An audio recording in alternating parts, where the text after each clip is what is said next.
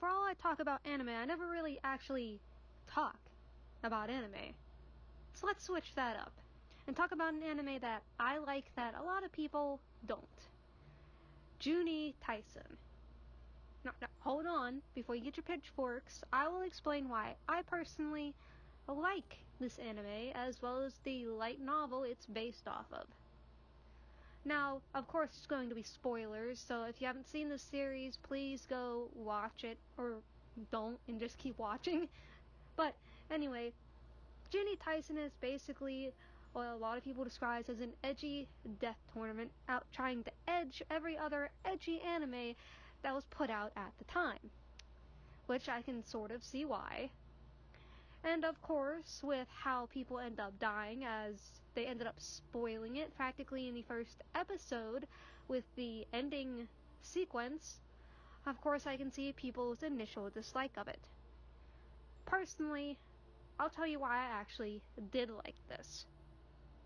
From the very first episode, you're already introduced to a character and you start seeing their backstories, and with most of these death tournaments, you immediately suspect that this person is going to be the person you'll be following throughout the rest of the story, only to end up getting axed off in the very first episode, which sort of ends up becoming, at least for me, a bit of a shock, because now, as you keep going along throughout the series, you find that there is no set protagonist, just like there isn't truly a set antagonist other than the very people running the Juuni Taisen to begin with. No character is truly the bad guy in all of this, as they're all trying to seek their immediate goal of winning the tournament.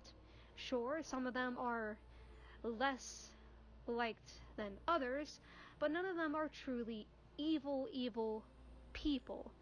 They're just very twisted people all trying to win a tournament. What I found most interesting is that even though you already knew who was going to die and when, as backstory equals death, the thoughts of how they were going to die and what led to their deaths was something I always found interesting, as it always fell under one or three things: pride, an overestimation of themselves, and an underestimation of their opponents. And a majority of the people in this tournament end up falling to that, which leads to their deaths. I say most. Let me explain. Starting with the first official death when the tournament started would be Boar, the one that we end up following through the first episode, and the one who we end up getting tricked into thinking would be the protagonist throughout the series. Boar, as we very well see, falls for pride, a feeling or deep pleasure or satisfaction derived from one's own achievements, and that can be seen through her backstory, as well as the fact that when her pride gets broken or called into question through the choice of her younger sister over her for the Juuni Taisen, she acts quite violently and manipulative to ensure that that pride is saved, and that she herself is shown to be above the rest, which leads to an overestimation of themselves, number 2, thinking that what she can do and all of the things that she's achieved so far means that she is much better than the opponents that she is going to be put against. Add into the fact that her father was the one who won the last Juuni Taisen, despite the fact that the reason he won was because he ran out of the country. Leads to her heavily overestimating herself, and you can see that with her behavior as she walks in. She knows who some of these opponents are, including Ox and the dog, as well as even Sheep and, of course, Monkey. Heck, when seen with Rabbit, she immediately dismisses him as some lunatic or crazy, not bothering to see that he, quite obviously, has killed an opponent before the tournament already began, and perhaps taking what he's done already seriously, instead just brushes him off as someone she could easily kill later. There are even people there she doesn't know who she doesn't bother checking out to try to see whether or not they'd be any form of a threat to her. She dismisses them all simply because, well, she's her. Obviously she can do it. Which leads to an underestimation of her opponents, like I just explained. There are people like the dog, who she knows what he can do. There are people like the sheep, who she knows won a tournament. There's people like Monkey, who she knows is great at talking people out of things and getting what she wants through her negotiations. She knows what these people can do, especially Ox, a master strategist. But she dismisses them and underestimates them simply because of her own pride. Which, of course, leads to this.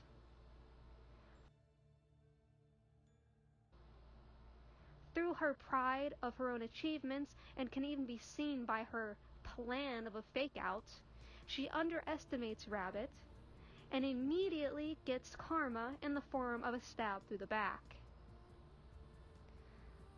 Next, let's go up to Dog, who is the next person who falls under all three of these as well. His pride in what he has done so far, as well as his pride over and an overestimation of themselves through being what he does, the fact that he can neutralize poison, and seeing the meek chicken, he immediately thinks he can take advantage of her just because of how she acts, despite the fact that if she's in this tournament, obviously she can do something to fight. As such, it leads to an underestimation of Chicken and thinking that he can easily take advantage. So this very second he gives her the poison and, well, thinks that he can have her do what he wants, he gets his head exploded, or rather crushed beneath her paw, her little hand, not paw.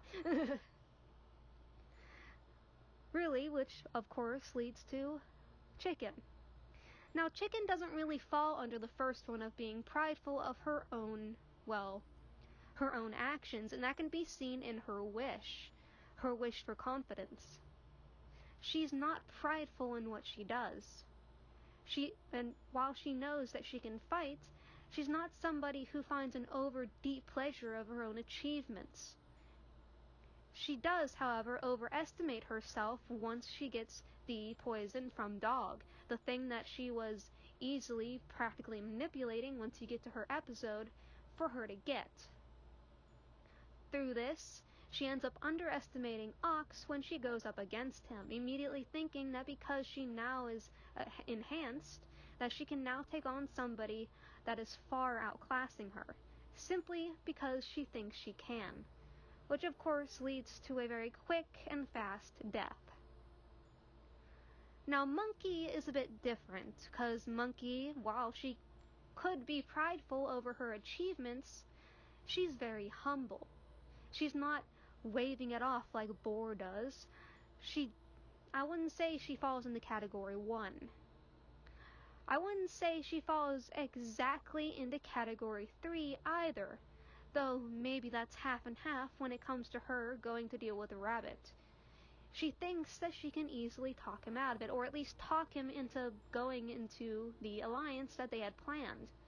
But of course, she doesn't truly underestimate him either, simply because of the fact that, well, it's quite obvious to see that he's killed before the tournament even began. Which leads to what I think she did fall under: a slight overestimation of her own ability to talk people into what she wants, or rather to talk people into things peacefully. That and sort of her own super strength. She thought she could easily at least not apprehend him, but stop him. She didn't really bother looking around to make sure she wasn't walking straight into a trap. She felt that she could at least talk him into doing the alliance.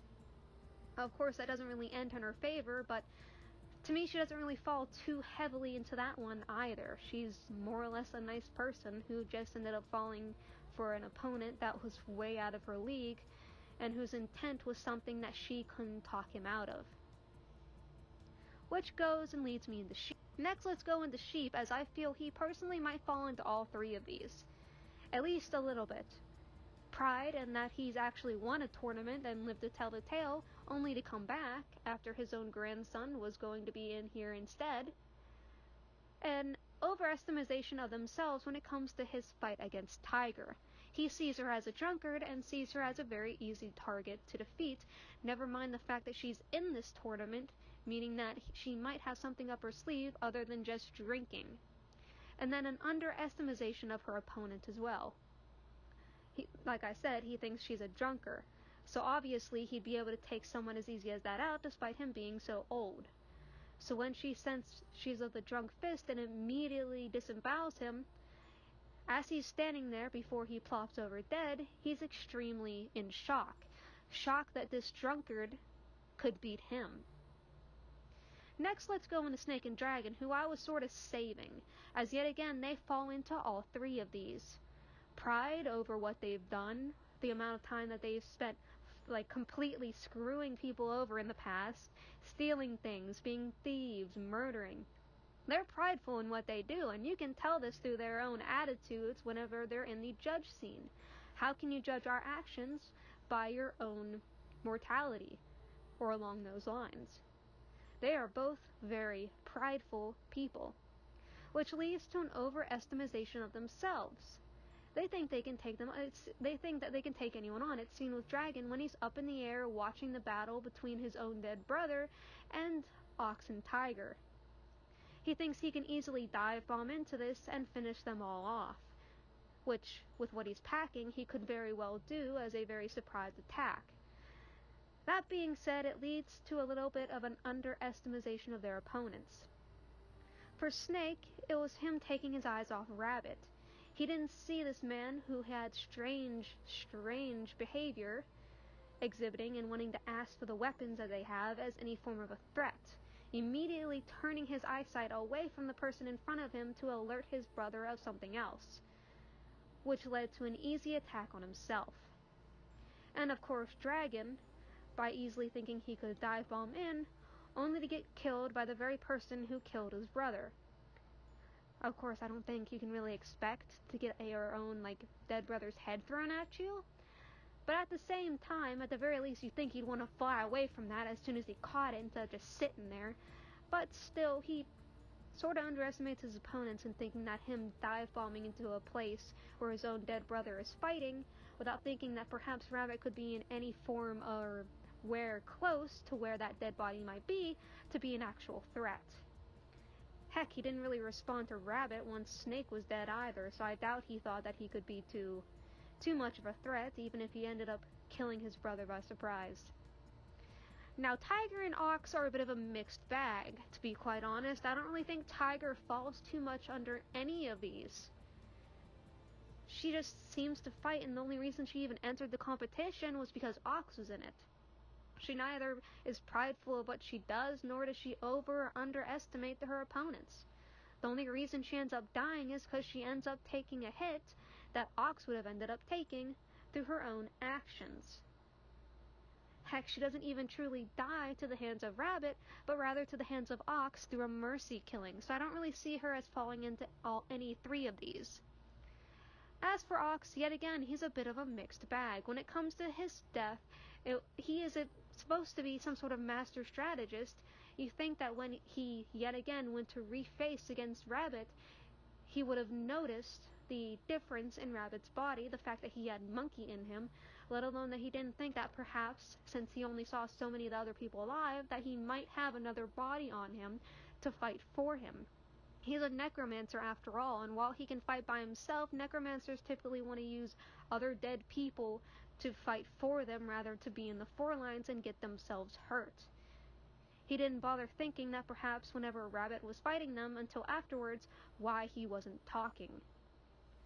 So when Rabbit, after being cut into pieces, only to be coming straight back in full-bodied form, wouldn't think that perhaps that he would have somebody on his side who did that for him, which led to Monkey jumping out of Rabbit's body and easily pinning him to the ground, making him completely useless. Part of me thinks that a little bit of pride might have ended up getting in the way.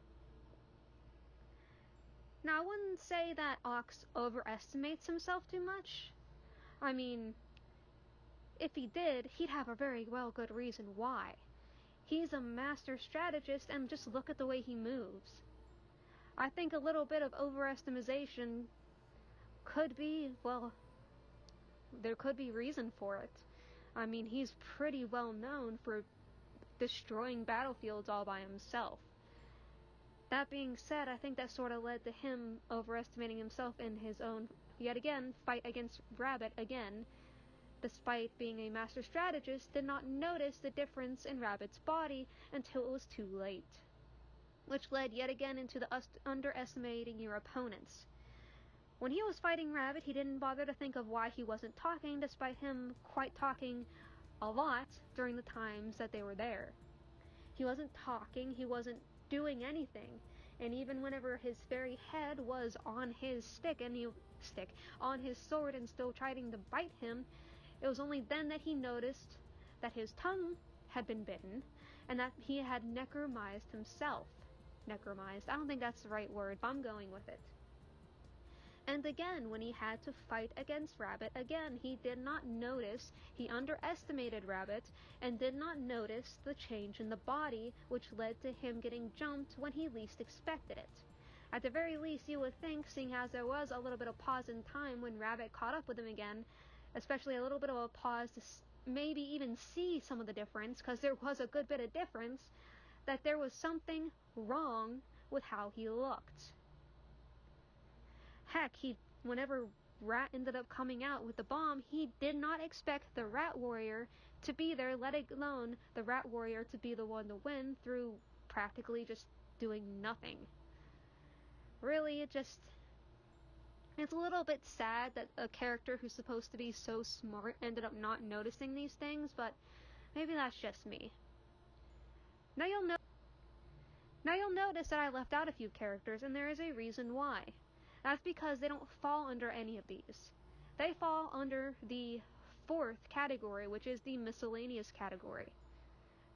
Let's start with the first one, being Horse. Horse is practically the opposite extreme of these. He overestimates his opponents while underestimating himself. His own fear of being beaten and his own fear of death and not having confidence or talents. Heck, he even asked for having talents for his wish if he were to win. Whenever Monkey proposed to have a little truce, he was one of the ones who raised his hand. And when he came to find Ox, still thought that truce was up. Now personally, whenever I saw Horse, I thought he could could take Ox pretty well. Or at the very least tank some of his hits. You'll see that he practically ends up healing almost a couple seconds later after he ends up getting hit. You'd think he'd be at least confident in that he knows what his own body can do because of all the modifications. Heck, he even states that his body has probably already gotten rid of the toxin to begin with, so that's not something he even has to worry about.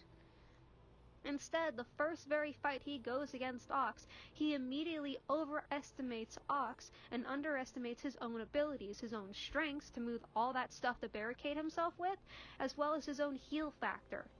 The guy practically heals almost immediately, and the only reason he ends up dying is through suffocation. Like, I would hate to compare this simply because I don't want to get Marvel people on my ass, but I would hate to compare this to X-Men's Wolverine, but Professor X ends up saying in a comment that Wolverine's healing factor comes from his brain, or rather his brain stem. So one of the few things that would be able to kill him when he still has all that coating on his skeleton would be through suffocation or even drowning, and perhaps to a very, very, very lesser extent, Horse could fall into that category as well, as you see him heal practically immediately. He is a tough guy, but because of his own self-conscious, and because he overestimates his opponents and underestimates his own ability, simply because he fears death and fears failure that much, he ended up losing and dying because of it, which is why he falls under this category. The next one might be strange, because the next one that falls under this is Rabbit. I never truly see him overestimate himself. For the most part, while he does try and go after the people he's going to use as his puppets, he lets his puppets, the dead bodies, fight for him for the most part. It's only when he very well doesn't have many left, or doesn't have ones he wants to risk left, that he ends up biting his own tongue, making a backup plan, to fight these people. So you can see he's not underestimating his opponents when he goes against Ox and Tiger. He already has cut his own tongue off, or at the very least bit it off, I think. I think it was biting it off.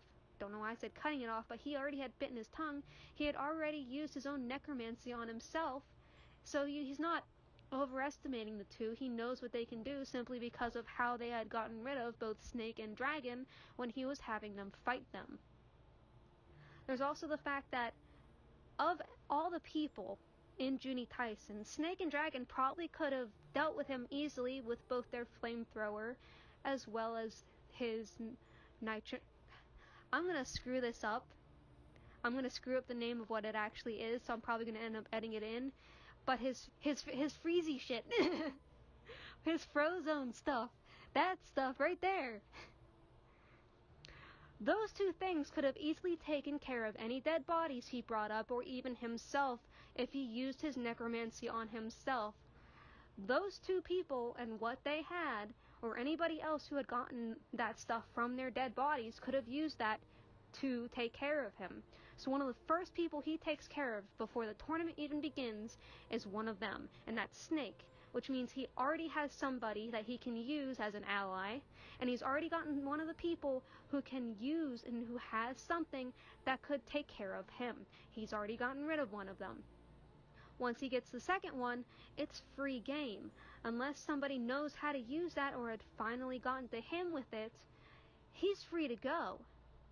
There's no worrying. He can just he already has now 2, 3 fighters that are still there. That 2 of them he can just send out. The 2 ones that has the stuff that can easily hurt him, send them out on the battle as far away as possible from him. He's good to go. He doesn't have to worry about that anymore. Despite being what could be described as a lunatic psychopath, he does seem to have a plan on how he's going to go about this. Heck, even during the paths with Rat, the first time he gets killed by Rat, it seems to be at the very same way Snake died before the tournament. Which means, yet again, in that path, he already had a plan and was going through with it. Even if he hadn't got Snake and Dragon just yet, he already had somebody there he could use. It seems to me that he just doesn't fall under either 3 of these. He has a plan, even if we don't really truly get to understand who he was or his backstory, as we never get to see it, even when it's his chapter.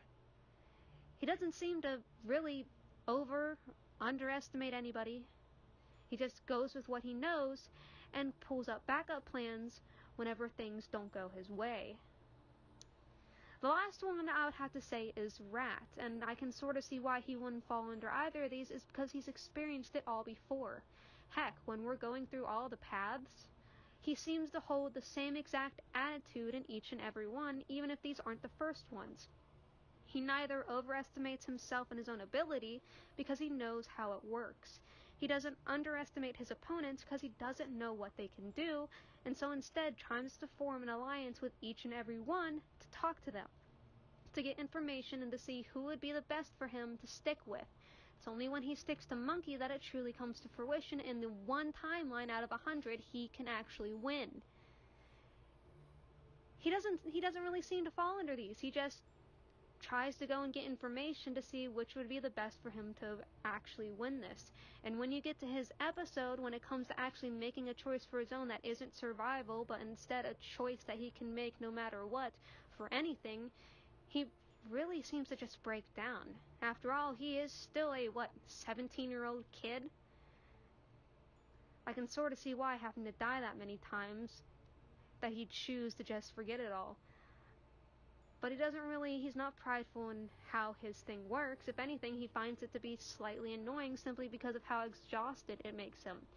He doesn't overestimate his ability, because even with all those chances he could win, the only one he could was that one. And he doesn't underestimate his opponents. Instead, he tries to get information through each timeline, interacting with them all, asking for the wishes, and trying to see how their personality plays out and how everything else plays out to see what could be the best for him to survive. So he falls yet again under this miscellaneous category. Now, before I said that nobody truly is the antagonist, or rather the characters we see are not really the antagonists of anyone's story. Sure, they can get in the way, and sure, their opponents are going to have to kill, but they're all going for the same target of winning the tournament and getting a wish. If anything, the only people that are the antagonists are the ones holding the very tournament to begin with. They're the ones forcing this every 12 or so years, and they're the ones who want to keep doing this and pulling people to die to do it. Truly, I I like this anime. I really do. Seeing why these people die under these categories and seeing just how they die, because really, other than maybe tigers and oxes, obviously, none of the deaths are truly magnificent or glorious or anything, as many of the deaths in other animes are. They're instead very simple, sometimes even boring, because to be quite honest, that's how death is. You die. You don't get hit by a car and it's some sort of slow motion glorious remember me kind of shit. You just get hit by the damn car and you die. Yu Yu Hakusho style. But yeah, that's really why I like this, because these characters are so heavily flawed. They're just so heavily flawed that it ends up leading to the very reason why they died. But I can see why people don't like it. It's very edgy, and it's very, after a while, gets formulaic of backstory dead. And of course, because it gets spoiled in practically the light novel itself in the chapters, as well as in the end credits scene itself, who's going to die and when. There's no set protagonist, so of course the one you're going to end up following next is going to be the one who dies. That being said, I like this anime. That's probably a good way to end this, huh? I like this. But yeah, that's just my opinion. That was me just going off a very, very minimalistic script and going off the top of my head of all these things. So yeah, very professional, but leave down in the comments what you think and whether or not you like this whole entire ramble of me just talking about an anime I like. Anyways, see you guys next time. Bye!